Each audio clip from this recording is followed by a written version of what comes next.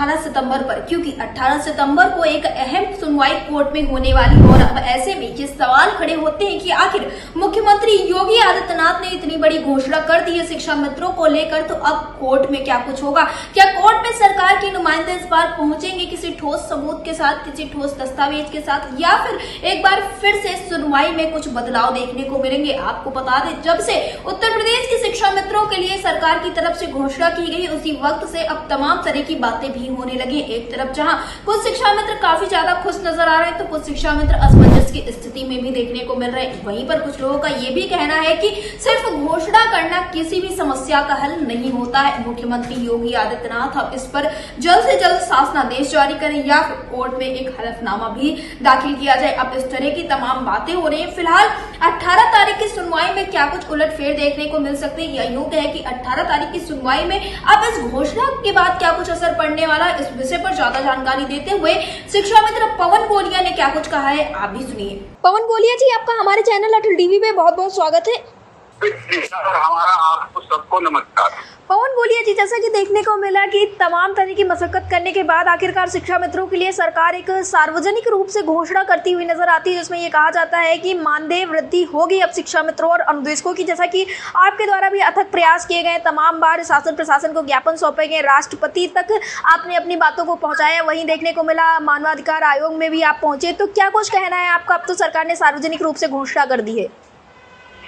देखिए, जो माननीय दिवस पर घोषणा करी है जी, हम उनका हार्दिक अभिनंदन और स्वागत करते हैं और हार्दिक दिल से उनका आभार व्यक्त करते हैं जी।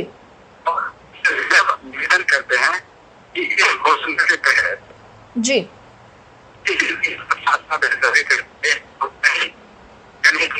आपके द्वारा हो जाएगा जी।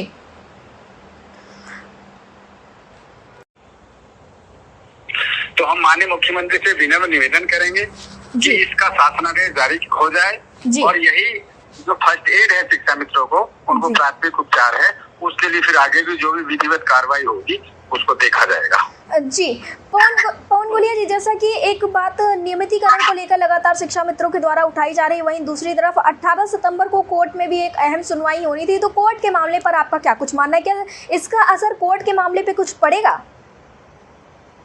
18 सितंबर को जो सुनवाई है जी, माननीय जज साहब ने उत्तर प्रदेश शासन के जो जिम्मेदार अधिकारी हैं उनको जो पूर्व जजमेंट जारी की उसके अनुपालन के लिए जो शपथ पत्र दाखिल करना है जी, तो ये एक विधि की कार्रवाई है, कानूनन कार्रवाई है और ये भी आवश्यक है न्यायालय की जो मानना है जी स्टेट द्वारा।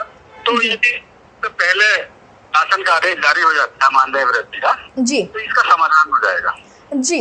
वैसे तो पवन जी, अब सरकार ने एक सार्वजनिक रूप से घोषणा कर दी है, तो ये कहा जा सकता है कि इस बार कोर्ट में कुछ अलग तरह के कार्यक्रम देखने को मिल सकते हैं, सुनवाई देखने को मिल सकती है, क्योंकि इसके पहले जहां सरकार के नुमाइंदे उपस्थित ही नहीं होते थे, वहां अब तो सरकार ने इतनी बड़ी घोषणा की है, तो जरूर उपस्थिति मानी जा सकती है इस बार। देखिए, घोषणा से काम नहीं चलता।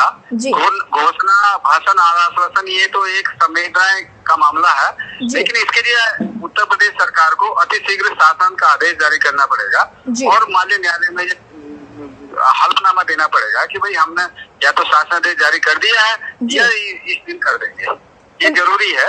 और अब हमको बहुत